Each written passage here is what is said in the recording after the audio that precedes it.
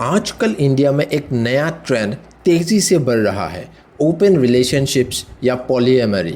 सुनने में ये एक मॉडर्न और बोल्ड लाइफस्टाइल चॉइस लगता है, लेकिन असल सच इससे कहीं ज़्यादा कॉम्प्लेक्स और डिस्टर्बिंग है। आज इस वीडियो में हम देखेंगे पॉलीएमरी एक्चुअली होता क्या है, लोग इससे कैसे प्रैक्टिस करते हैं और इसका डार्क इम्पैक्ट सोसाइटी पर कितना गहरा है। सबसे पहले जानते हैं कि ये पॉलीएमरी होता क्या है। सिंपल शब्दों में पॉलीएमरी मतलब एक वक्त में एक से ज़्यादा लोगों के साथ रोमांटिक या इंटीमेट रिलेशनशिप्स रखना, और वो भी तब जब दो पार्टनर्स खुलकर बैठकर डिसाइड करते हैं कि वो अपनी रिलेशनशिप में एक तीसरा या उससे ज़्यादा इंसान शामिल करेंगे, जिसका दोनों का फुल नॉलेज और कंसेंट होता है। ये चीटिंग या अफेयर्स से बिल्कुल अलग है। यहाँ पार्टनर्स ओपनली बात करते हैं, एक दूसरे को बताते हैं कि वो किसी और के साथ भी इमोशनल या फिज़िकल रिश्ता रखना चाहते हैं। इससे ही मॉडर्न लैंग्वेज में CNM या ENM भी कहा जाता है, कंसेंसुअल नॉन मोनोगेमी या एथिकल नॉन मोनोगेमी। आप सोच रहे होंगे ये अजीब रिश्ता मेरे यहाँ तो नहीं होते, सिर्फ दिल्ली मुंबई जैसे शहरों में ही होते होंगे। लेकिन सच बिल्कुल उल्टा है।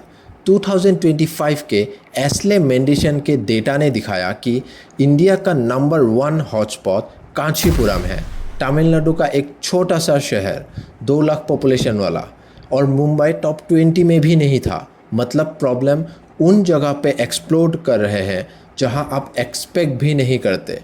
अब कुछ और नंबर्स देखते हैं जो ये पिक्चर और क्लियर करेंगे। बम्बल सर्वे 2023 के हिसाब से 60% इंडियन सिंगल्स मानते हैं एथिकल नॉन मोनोगेमी ही फ्यूचर है। लगभग 15 से 20 मिलियन लोग ऐसे रिलेशनशिप के लिए रेडी हैं। एस्ले मेंडिसन के सर्वे के मुताबिक 53% एडल्ट्स मानते हैं कि उन्होंने अपने पार्टनर्स को चीट किया है। पूरे दुनिया में सबसे ज़्यादा फील्ड एक थ्रीसम ऐप का Q1 2025 में 8.4 लाख डाउनलोड था और रेवेन्यू ऑलमोस्ट डबल हो गया। अब सवाल है, ओपन रिलेशनशिप्स इंडिया में इतनी तेज़ी से राइज क्यों हो रही है? क्योंकि फील्ड जैसे ऐप्स ओपनली थ्रीसम और स्विंगिंग प्रमोट करते हैं, और बम्बल टिंडर तक ओपन रिलेशनशिप या ENM फिल्टर्स देने लगे हैं। क्योंकि जितने अनस्टेबल या ओपन सेटअप्स होंगे उतना ही ज़्यादा एंगेजमेंट और प्रॉफिट मिलेगा। साथ ही ऑनलाइन कम्युनिटीज़ जैसे पॉली इंडियंस और पॉलीमरी इंडिया ओपनली डिस्कशंस और सपोर्ट देते हैं। ये सब नॉन मोनोगेमी को एक नॉर्मल चॉइस बना देते हैं, टैबू नहीं। फिर नेटफ्लिक्स, इंस्टाग्राम और यूट्यूब पर लोग कंस्टेंट ग्लोबल डेटिंग कल्चर देख रहे हैं, जहां ओपन सेटअप्स ट्रेंडी और प्रोग्रेसिव लगते हैं। इन्फ्लुएंसर्स भी इसे फ्रीडम इन लव के नाम पे ग्लैमराइज करते हैं। आजकल वुमेन फाइनेंशियली इंडिपेंडेंट है और अपने सेक्सुअलिटी को एक्सप्लोर करने में पहले से ज़्यादा फ्री फील करती है। ये फ्रीडम CNM के एक्सेप्टेंस को और पुश करता है। ऊपर से बड़े शहरों की मैरिजेस, स्पेशली अरेंज्ड वंस, अक्सर इंटीमेसी से खाली होती है। कैरियर स्ट्रेस, न्यूक्लियर फैमिलीज और लोनलीनेस की वजह से लोग अफेयर्स या ओपन सेटअप्स को एस्केप के तौर पे चूज़ करते हैं। ये ट्रेंड जितना शाइनी दिखाई देता है, असल में उतना ही टॉक्सिक और हार्मफुल भी है। अब समझते हैं इसका डार्क साइड्स। पॉलीएमरी के नाम पर कंसेंट अक्सर सिर्फ सरफेस पे होता है। Financially stable man multiple partners justify करते हैं और वुमेन प्रेशर में एग्री करती है। मतलब चॉइस दिखता है, लेकिन असल में पावर इम्बैलेंस और फेक कंसेंट होता है। ऐप्स पर ENM या पॉली के टैग के अंदर अक्सर एक्सप्लॉयटेशन छुपा होता है।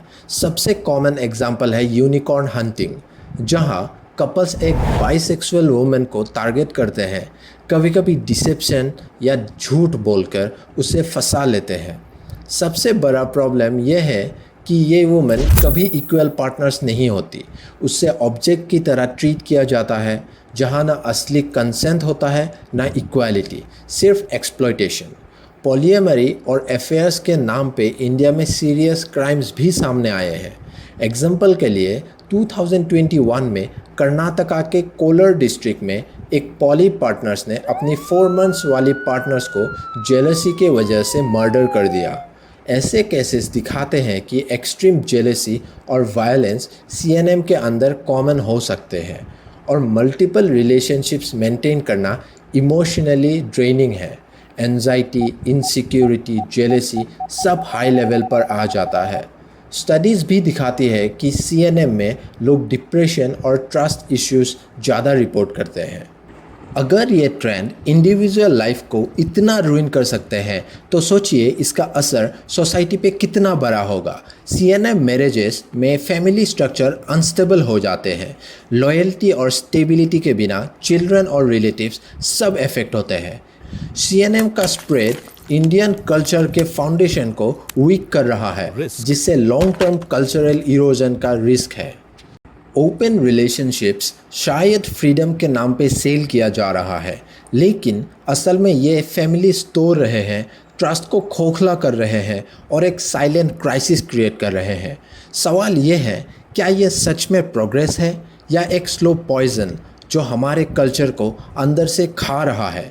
मैं चाहूँगा आप अपना ऑनेस्ट ओपिनियन कमेंट में लिखिए। क्या आपको लगता है इंडिया रेडी है ऐसे ओपन सेटअप्स के लिए, या फिर ये हमारे सोसाइटी के लिए एक कैंसर बन रहा है?